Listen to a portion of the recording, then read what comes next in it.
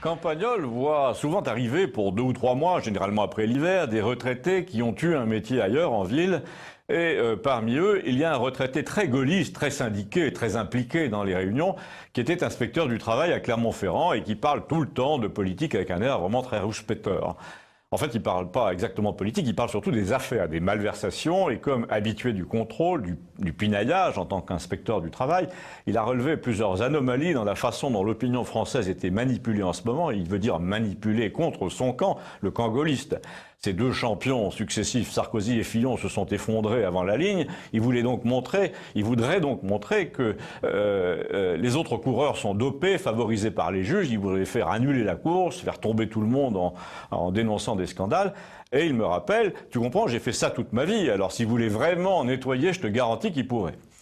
Au début, vous vous dites en haussant les épaules, c'est un mauvais perdant. Et puis soudain, vous réfléchissez, ces arguments portent davantage parce que tout en parlant, il avise l'adjoint au maire, par exemple, d'une commune proche, 1000 habitants, au café, et il lui demande dis donc Roger, viens voir un peu, tu veux me dire combien d'heures travaille un adjoint au maire dans une ville comme la tienne, donc 1000 habitants, hein.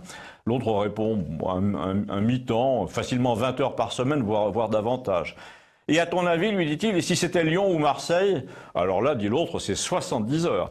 Et si tu étais conseiller régional en plus? Alors, le type hausse tes épaules et répond même pas, tellement c'est impossible à imaginer.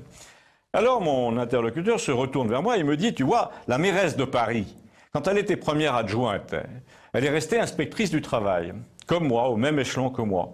Alors qu'évidemment, elle n'avait pas le temps d'exercer ce noble métier qui est le nôtre. Même si j'avais demandé aux collègues, je n'aurais pas pu avoir la trace de son activité, c'est dommage, c'est secret. J'ai pas pu interroger davantage les entreprises qu'elle a contrôlées. En tout cas, depuis 2 ans qu'on le dit dans la presse, aucune de ces entreprises ne s'est manifestée pour dire « oui, c'est vrai, elle m'a contrôlé ». Elle était en même temps première adjointe d'une ville énorme, secrétaire nationale à la culture au Parti socialiste, membre du conseil régional d'Île-de-France. D'ailleurs, pour ces 3 trucs, en plus, elle était payée. Mais malgré ça, elle aurait fait du temps plein à l'inspection du travail de l'Île-de-France. Donc, dit-il, elle se fout carrément de nous.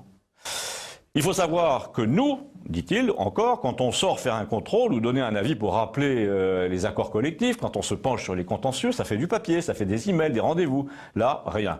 En revanche, ces points de retraite, ça, tu peux être sûr qu'on les a retrouvés. Et toi, t'as combien? Il me parle donc à moi.